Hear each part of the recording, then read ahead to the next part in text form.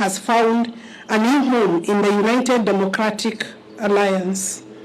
We welcome all Kenyans who desire a greater future to join us in the United Democratic Alliance.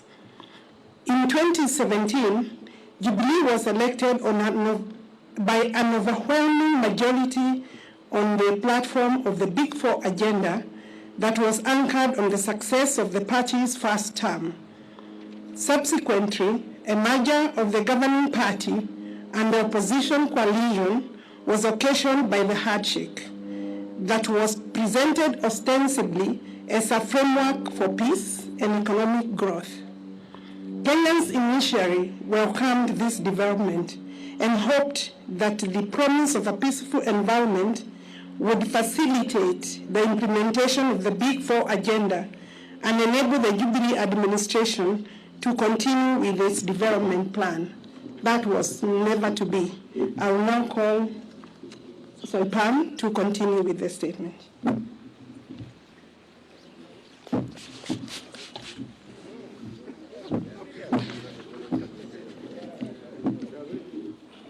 Sadly, this framework degenerated into an unnecessary, arbitrary, selfish, and unconstitutional attempt at changing the Constitution that occasioned unlawful and unbudgeted expenditure of billions of shillings of public resources that are to date unaccounted for and are a subject of the Auditor General's inquiry.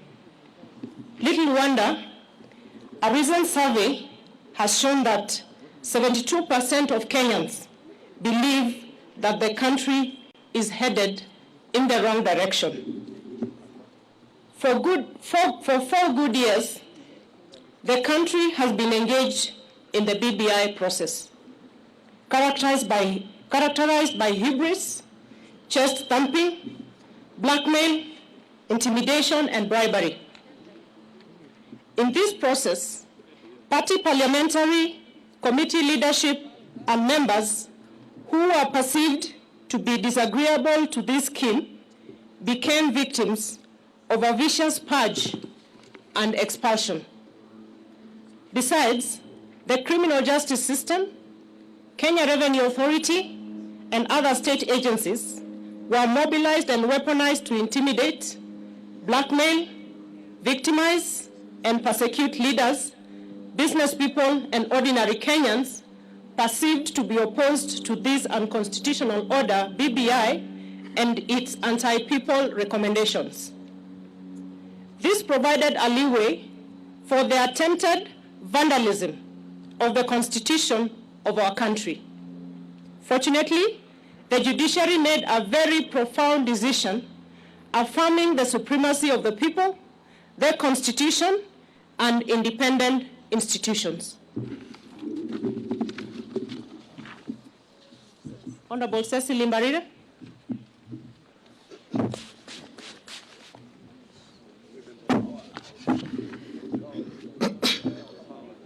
Regrettably, the NASA coalition, its principals, and their Jubilee collaborators took the government hostage, hijacked its agenda, and, 1, completely destroyed the governing Jubilee party and dismembered the entire opposition coalition.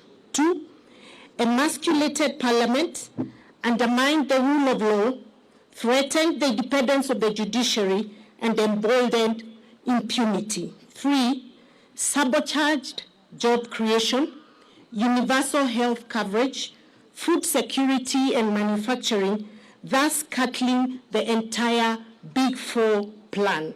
4, criminalized hustler enterprises in places like Nyamakema, Gikomba, Kamukunji, Kirinyaga Road, and River Road, amongst others.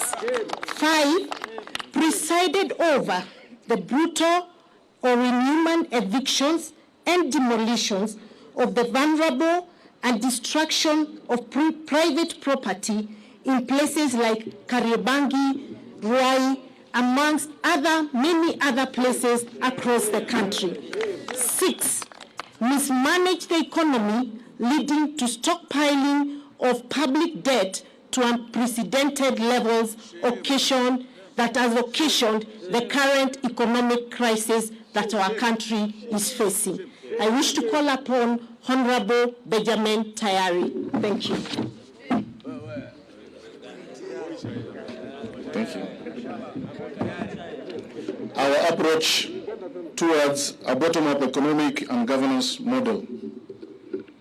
To address this sad and grim state of affairs facing our country, the Hustler Nation, forged by the people in the diversity from all parts of the country, here represented by leaders from across the political divide, believe in a new economic and political paradigm that prioritizes, 1, bottom-up over trickle-down economics. 2, the people over their leaders. 3, empowerment over power sharing. 4, jobs over positions.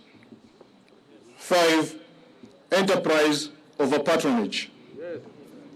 6, economic transformation over opportunistic constitutional amendments.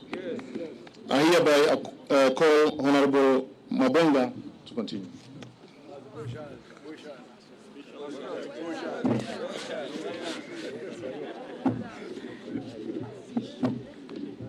Focused on this new paradigm and through a bottom-up economic and governance model, it's possible to enable the over 15 million Kenyans at the bottom of the pyramid to be active and meaningful participants in the economy through deliberate, 1, public-private labor-intensive investment framework to create jobs. 2, financing instruments and mechanisms to spur, promote, and empower hustler enterprises such as Mama Mboka, hawkers, bodabodas, artisans, artists, among others. And then 3, facilitation and enhancement of productivity of farmers, pastoralists, fisher folk, and other actors within agriculture value chain. Number 4, implementation of manufacturing and industrial program that prioritizes cottage industries as a multiplier of national productivity. In the meantime, we will continue sponsoring and supporting people-centered legislation and policies that entrench the objectives of bottom-up economic and governance model, and we will also sensitize the public to remove what is in the heads of the majority. May I take this opportunity to invite the leader of majority, Hon. Adam Dwale, the man of all seasons.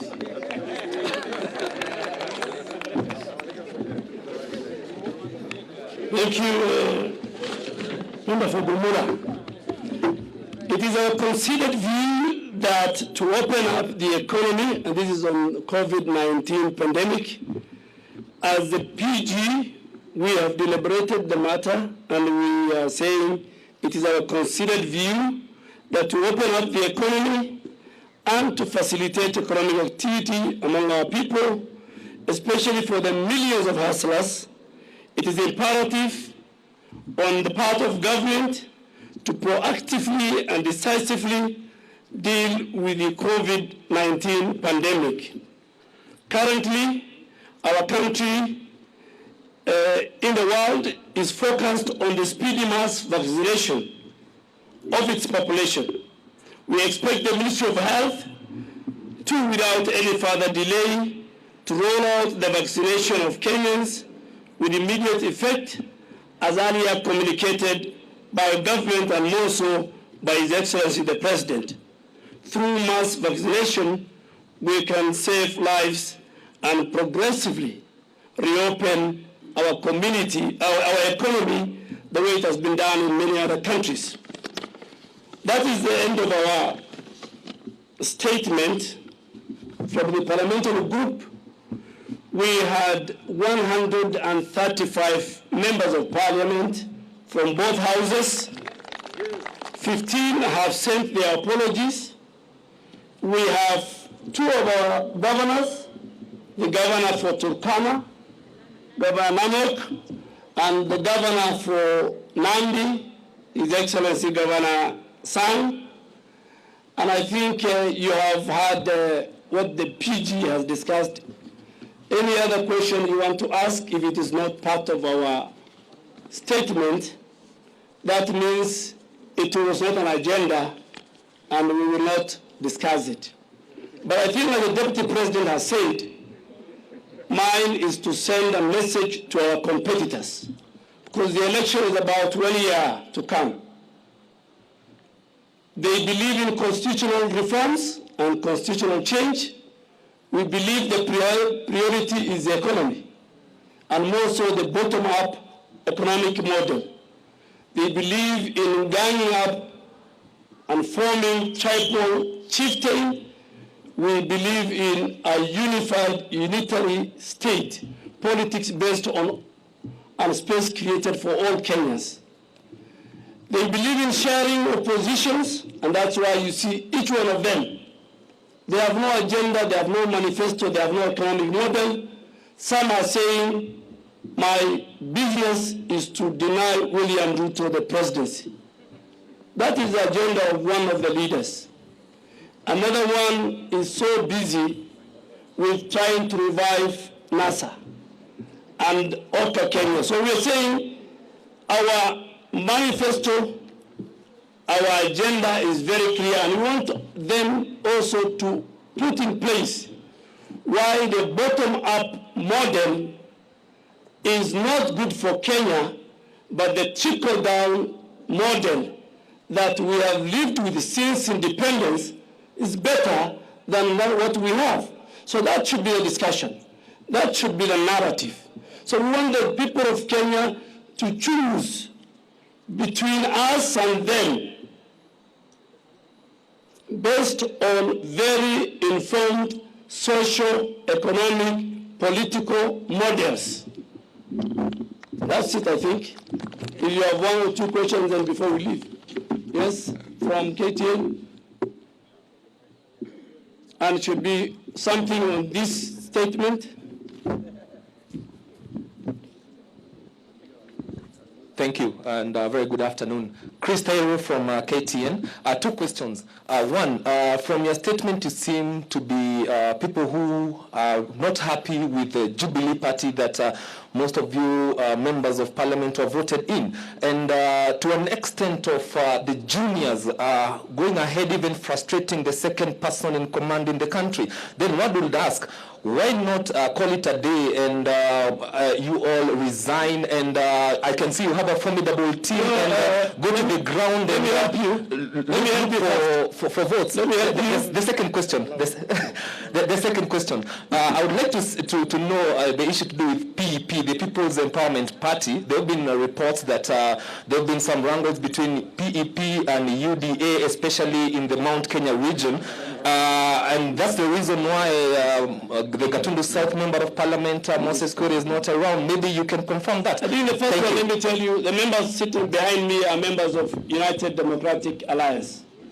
We are in Jubilee normally, but the current and the future party of ours is UDA. So any other party we will not discuss. And I think, too, we will not discuss about the person and the institution of the Deputy President. That was not part of our discussion as a people. Any other question? My friend from NTV. Thank you so much. Thank you so much. Just before you ask, on PEP, the only member on PEP who is a hustler from the Hustler Nation is here and is part of our PG. And is here. Please. Thank you so much, Seth Olale, NTV. Just to ask if UDA is working with its affiliates, TSP, Chama cha Kazi, and also you've said, Leader of Majority, you've said that, you know, you're either with us or not with us, but are you open as UDA now that you're going into a general election and we have a tradition of, you know, transfer of members of parliament and even politicians to other coalitions? Are you open to work with other coalitions such as OCA and the rest? Thank you. Thank you very much, Mr. Olale. As has been communicated to you, that was not part of the discussion today. So, at an appropriate moment, when that becomes a subject of discussion in our PG, we will ably respond to what you have said. So please hold your horses.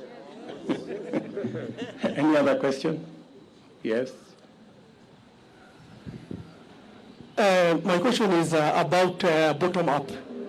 Can you be able to emphasize? We know the numbers of the youth in this country, they have no job.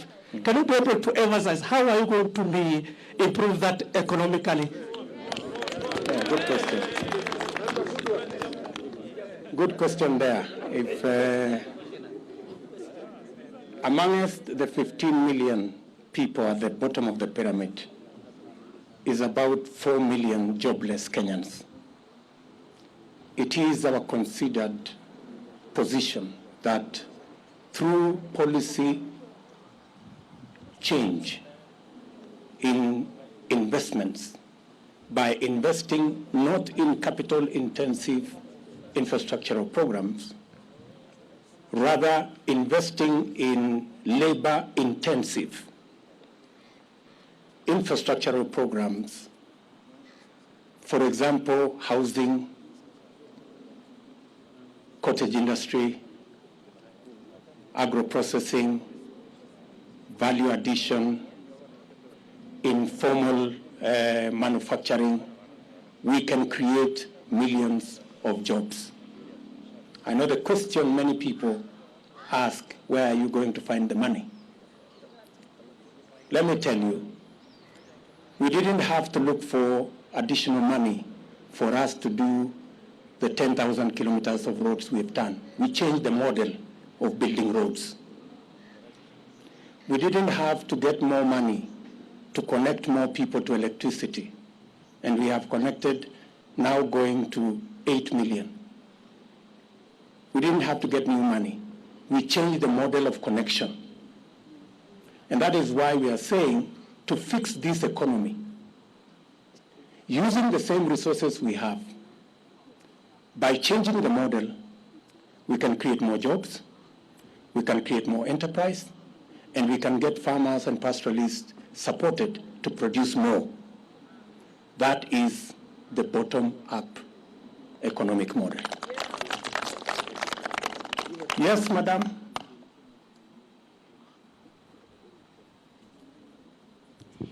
Jina langu ni Elizabeth Mutuku kutoka TV 47. Kuna swala la safari yako ambayo ilikuwa ifanyike kule Uganda. Ningependa kusikia ni kipi kilitendeka, manake ukiangalia taifa la Uganda linasema halikuwa limearifiwa kuhusiana na hilo. Swala la pili, iwapo Jubilee, serikali ya Jubilee ilisambaratika, ni kwa nini mnaendelea kuwa ndani? Asante sana. Jambo la kwanza, mambo yale umeguzia hayakuwa agenda ya mkutano huu, na hilo jambo tushalizungumzia, iko nyuma yetu. Sisi tunatizama tukienda mbele. Kwa swali lako la pili, sisi si waalikwa. We are not guests in any place. We join parties by choice, and you live by choice. So nobody should be bothered, and nobody should ask anybody why you are still here. This is a democratic country. So people make choices at the opportune moment when they think different choices are necessary. Thank you. One last more. Leto and yes, Sama Leto. Okay, I'm Kaemba from Ebro TV. Okay, Kaemba. Yeah, my concern is about some of the issues being raised through the bottom-up approach. These are some of the issues maybe that can actually be implemented through some of your members of parliament, if they can actually come up with the legislative lost, Mheshimiwa? Why is it taking long for some of the hustlers, for some of the MPs to actually work out issues affecting the hustlers currently? Because you understand, last time you said that some of the issues even being proposed in the BBI, your MPs can actually work on them currently. I think if you read our statement, you will find the answer to your question. Bwana Hayemba. Yes? I'm Stephen Leto from Citizen TV.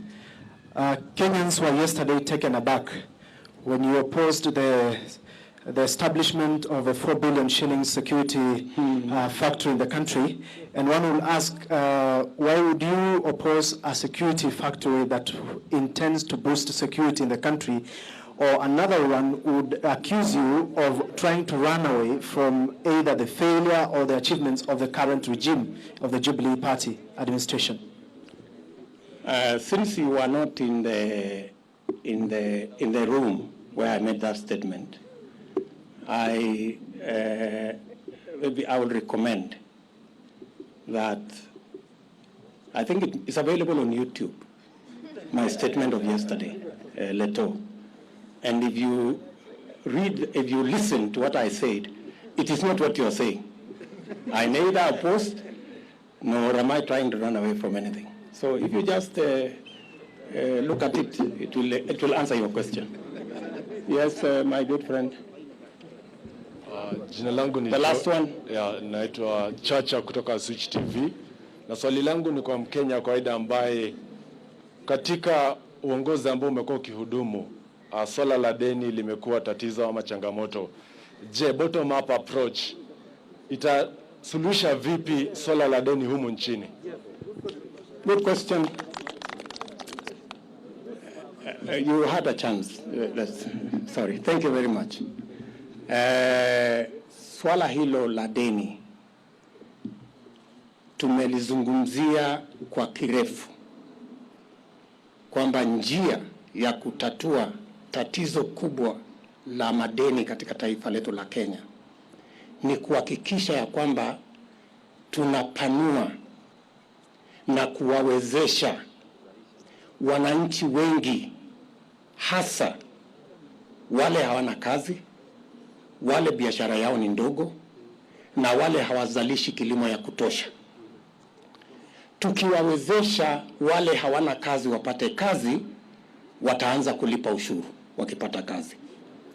Tukiwasaidia wale wa kufanya biashara, kuwapa mikopo yenye riba ya chini, biashara zao zitapanuka na zitainuka, wataanza kulipa ushuru. Wakulima pia watazalisha chakula ya kutosha, wapate ile wanaitwa surplus, waweze kuuza, ndio tuweze kupata ushuru. Hawa Wakenya wote karibu milioni 5 tukiwawezesha kujumuika na wengine katika uchumi wa Kenya, pia tutakuwa tumewaongeza walipa ushuru karibu milioni 15, kuongezea wale walipa ushuru walioko sasa. Kumaanisha tutapata ushuru zaidi, na tukipata ushuru zaidi ama kodi zaidi, tutakuwa na uwezo wa kusimamia mambo yetu ya maendeleo na vile vile kugharamia kulipa madeni yetu, na vile vile tutaanza kupunguza na kuondoa baadaye completely kukopa madeni, kwa sababu tutakuwa na pesa ambayo sisi wenyewe kwa kuzalisha uchumi wetu kupitia hii bottom up model ambayo itawawezesha wale ambao hawana kazi wapate kazi, wale hawana biashara wafanye biashara, na wakulima wazalishe zaidi. Hiyo growth ya economy ndio itatusaidia kuwa na resources ya taxes nyingi, na itatuwezesha kuendesha serikali yetu bila ya kwenda kutafuta mikopo kutoka China na sehemu zingine. So bottom up holds the key to not only us creating jobs, creating enterprise and enabling our farmers, it also provides the key to us sorting out the big crisis of debt by making sure we have more Kenyans brought into the tax-paying bracket because we have enabled either them to get jobs or their enterprises to grow or their productivity to improve. Mimi naona hata wewe umekubali. Good afternoon, Your Excellency. Let me introduce our two new members elected by the Hustler Movement Fraternity. We have George Koimbori, our pioneer, huyu mungwana hapa. And we have the one and only John Njuguna Kawanjiko, who is the latest entrant into this Hustler movement. Thank you, gentlemen. Asanteni sana. So, thank you very much, ladies and gentlemen, for taking out your time. We know you are very busy people and sharing these few moments with us. Karibuni lunch hapa kwa Hustler na nawatakia kila laheri katika shughuli zenu. Thank you.